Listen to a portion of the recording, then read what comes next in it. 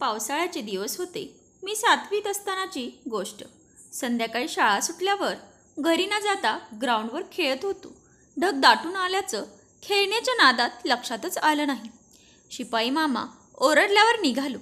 काही वेळातच धो-धो पावसाला सुरुवात झाली. एका दुकानाच्या शेडमध्ये उभा राहिलो. 2-3 लोक आधीपासूनच होतेच. पावसाचं अक्राळ-विक्राळ रूप पहिल्यांदाच बघत होतो. सुरुवातीला भारी वाटलं, परंतु विजांचा कडकडाट, लाईट गेलेले, सगळीकडे अंधार झाल्यावर घाबरलो. बराच वेळ झाला तरी पाऊस पडतच होता. मनातल्या मनात देवाचा धावा सुरू केला. खूप रडू येत होतं, पण कसंबसं आवरलं. कारण आजूबाजूला सगळे अनोळखी, रस्त्यावर सुद्धा फार गर्दी नव्हती. धीर सुटत चाललेला, काय व्हायचं ते होऊ दे, पण थांबण्यापेक्षा भिजत जाऊ असं सारखं वाटायचं. पण हिंमत होत नव्हती. सडकून भूक लागलेली.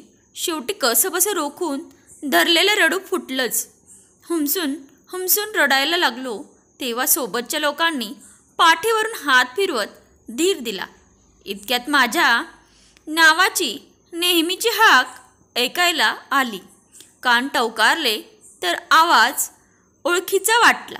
शर्टाच्या बाहीनं डोळे पुसून अंधारात आवाजाच्या दिशेनं पाहिलं तर समोर गुडघ्यापर्यंत दुमडलेली पॅन्ट, शर्ट, एका हातात जुनी छत्री आणि दुसऱ्या हातात स्टीलची मोठी बॅटरीच्या प्रकाशात अडोशाला थांबलेल्या प्रत्येकाकडं कावऱ्या-बावऱ्या नजरेनं पाहणारे नाना दिसले.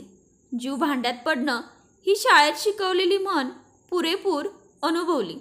नाना नाना मोठ्याने ओरडत पावसाची पर्वा न करता नानांच्या दिशेने धावत गेलो आणि घट्ट बिलगून जोराजोरात हुमसून रडायला लागलो.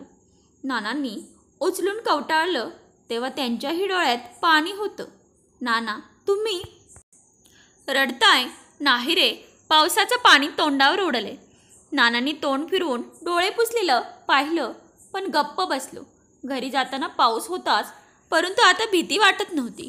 कारण खांद्यावर दप्तर, एका हातात छत्री, बॅटरी असलेला हात मी घट्ट पकडलेला असे नाना सोबत होते. हिमालयासारखा भक्कम आधार असल्यानं काही वेळापूर्वी भीतीदायक वाटणारा पाऊस आता भारी वाटत होता. त्यानंतर काही वर्षानंतरची गोष्ट.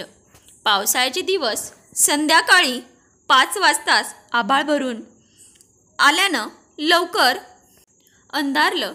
घाईघाईत ऑफिसमधून निघालो. तितक्यात धो-धो कोसळायला सुरुवात झाली. विजांच्या कडकडांसोबत पावसाचा जोर वाढत होता. लगेच ट्रॅफिक जाम, जागोजागी पाणी साठलं. मग नेहमीप्रमाणे चिड, संताप, वैताग, हतबलता अशा भावना मनात येऊन नंतर सवयीनं शांत झालो. इंच गाडी दामटत तब्बल 1.5 तासानं घरी पोचलो. सगळीकडे अंधार होता. अंगात रेनसूट असूनही ओला झालोच. मला पाहून बायको प्रसन्न हसली. देवाची कृपा, सुखरूप आलात. काय भयानक पाऊस आहे. हो ना, तुम्ही येईपर्यंत जीवात जीव नव्हता. पाऊस आणि त्यात हा अंधार. फार भीती वाटत होती. नाना आणि चिरंजीव कुठे आहेत? नाना रोजच्याप्रमाणे फिरायला गेलेत आणि लेकाचा फोन आला होता, 10 मिनिटात घरी येतोय. एवढ्या पावसात फिरायला? ते बाहेर पडले तेव्हा पाऊस नव्हता. सारखा फोन करते पण उचलत नाहीत. छत्री नाही नेली. मी सांगितलं जाऊ नका, तरीही बाहेर पडले. त्यांना घेऊन येतो, छत्री दे. आधी घरात या, कपडे बदला, तोपर्यंत मी चहा करते, मग जा. नको, जवळच कुठेतरी असतील, आधी त्यांना घेऊन येतो, मग निवांत चहा. अंगात रेनकोट असूनही छत्री घेऊन चालतच बाहेर पडलो. सोसायटीत रस्त्यावर अंधाराचं साम्राज्य होतं. काही गरज नव्हती. 1 दिवस घरात बसले असते तर काही बिघडलं नसतं, पण ऐकायचं नाही. स्वतःशीच चडफडलं. मोबाईल टॉर्चमध्ये आडोशाला थांबलेल्यामध्ये शोधत होतो, पण नाना दिसले नाहीत. फोन केला तर उचलला नाही. चक्क कॉल कनेक्ट झाला. नाना मी बोलतोय, कुठे आहात? काहीच प्रतिसाद नाही. मी हॅलो करत असतानाच फोन कट झाला. पुन्हा कॉल केला, नुसतीच रिंग वाजत होती.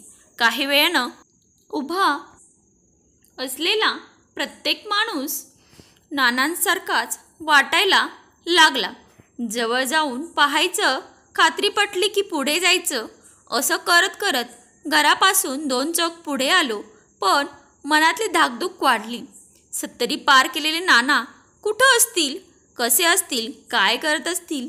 मन चिंती ते वैरिना चिंती हेच खरं. पुढे असलेल्या दुकानाच्या शेडमध्ये 4-5 जण उभे होते. जवळ जाऊन पाहिलं, पण पुन्हा निराशा. पुढे निघालो, पुन्हा फोन केला आणि मागे असलेल्या दुकानाच्या बाजूनं ओळखीची रिंगटोन ऐकायला आली. जोरजोरात नाना नाना अशा जोरजोरात हाका मारायला लागलो, तेव्हा तिथल्या माणसामध्ये हालचाल जाणवली. सर्वात मागे उभे असलेले नाना सावकाश पावलं टाकत पुढे आले. भीतीमुळं हात थरथरत होते. डोळे किलकिले करून ते अंदाज घेत होते. अंधारामुळे मला ओळखलं नाही. त्यांना सुखरूप पाहून अतिप्रचंड आनंद झाला. नाना मनत मिठी मारली, तेव्हा त्यांनी घट्ट पकडलं. त्यावरून मनस्थितीचा अंदाज आला. खांद्यावर डोकं ठेवल्यावर दिलेले होंदके जाणवले, तेव्हा मी सुद्धा डोळ्यातलं पाणी रोखू शकलो नाही. चला पुढे केलेला हात त्यांनी घट्ट पकडला आणि काठी टेकवत चालू लागले. मी आहे, काळजी नको. आजही खरं नव्हतं. मी तर आशा सोडली होती. वाटलं की आता कापऱ्या आवाजात नाना म्हणाले, नका टेन्शन घेऊ. फोन का घेतला नाही? कसा घेणार? गडबडीत चष्मा फुटला. नीट दिसत नव्हतं, त्यात अंधार. 1-2दाच घेतला तर आवाज आला नाही, म्हणून खरं सांगू खूप घाबरलो होतो. देवासारखा धावून आलास. आठवतं, माझ्यासाठी तुम्ही पण असंच शोधत आला होता. नाना फक्त हसले. घरी जाताना मोबाईल वाजायला लागला. मी दुर्लक्ष केलं. एका हातात छत्री आणि दुसरा हात नानांनी पकडलेला. काळासोबत आम्हा बापलेकाच्या आयुष्यातल्या जागा, भूमिका आणि जबाबदाऱ्या सगळं बदललं. फक्त एक गोष्ट कायम होती, ती म्हणजे कोसळणारा पाऊस, आमच्या बदलत्या नात्याचा साक्षीदार. सोसायटीत पोचलो तेव्हा समोरून छत्री घेऊन येणारे चिरंजीव भेटले. बाबा, फोन काच रिसीव करत नाही? पाऊस होता म्हणून. आईनं सगळा प्रकार सांगितला. तुम्ही दोघंही बाहेर, त्यात फोन उचलत नाही. मग शोधायला निघालो. नाना आणि मी एकमेकांकडे पाहून असलो, तेव्हाच लाईट आली. सगळीकडे लख्ख प्रकाश पडला. त्यात कोसळणारा पाऊस फारच सुंदर दिसत होता.